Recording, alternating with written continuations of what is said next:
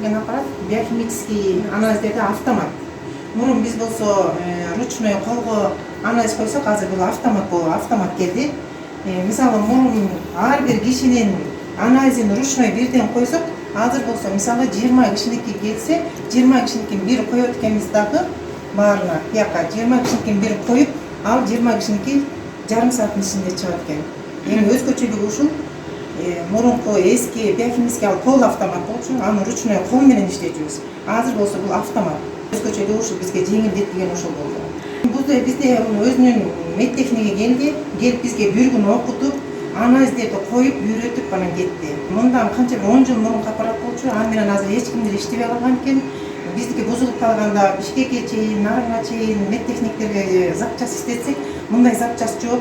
Анткени бул эски аппарат деп аны запчас табылбай, анан бизге кайра азыркы заманбап автомат алып келип беришти. Элдер 2 ай бою биохимический анализ, мисалы үчүн глюкоза, холестерин, боордуку, бөйрөктүн анализдери чыкпай калган. Анан элдерге кыйын болуп кетти деп биздин директор кайта министерствого кат жазып атып, ошо Кыргыз фармациядан кетти. Мисалы реанимацияга түшкөн больнойлорду бир башкача бир биохимический кичинекей аппаратыбыз бар болчу, ошого бир азыраак панель алдыртып, ал деле болгон анализдер чыгат. Биз реанимацияга аябай катуу больной келгендердикини ошого чыгарып аттык убактылуу. Аны алдырткан жокпуз.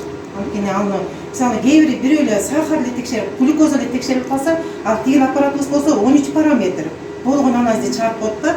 Ошон үчүн аппаратка реактив көп кетип калат деп биз аны алдырткан жокпуз. Бирок оор больнойлорго келип атты аппаратыбызды мынтип мүшкүлтүксүз иштеп аттык да.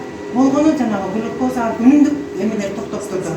Стационардыкы, сырттагылардыкынын күнүмдүк анализдери гана токтоп турду. Мына эми баштадык, буюрса биринчи күндөн баштап болгон элдин анализдерин чыгара баштайбыз. Бир күндө мисалы 50 анализ келсе дагы биз ошонун баарын бир эле коюп, бир эле чыгат экен.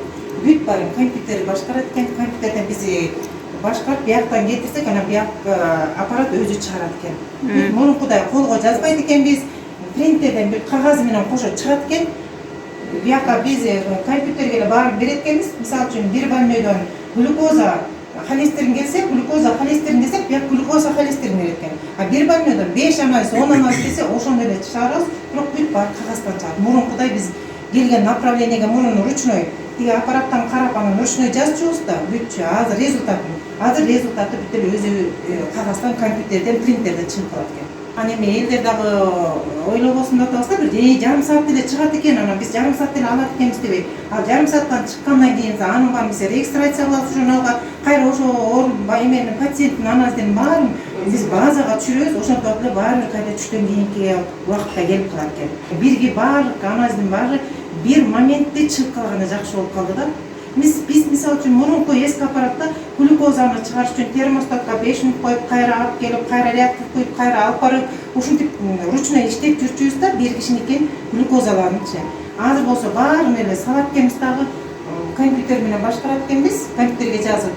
Анан эле жарым саатта баары чыгып даяр болуп калат экен.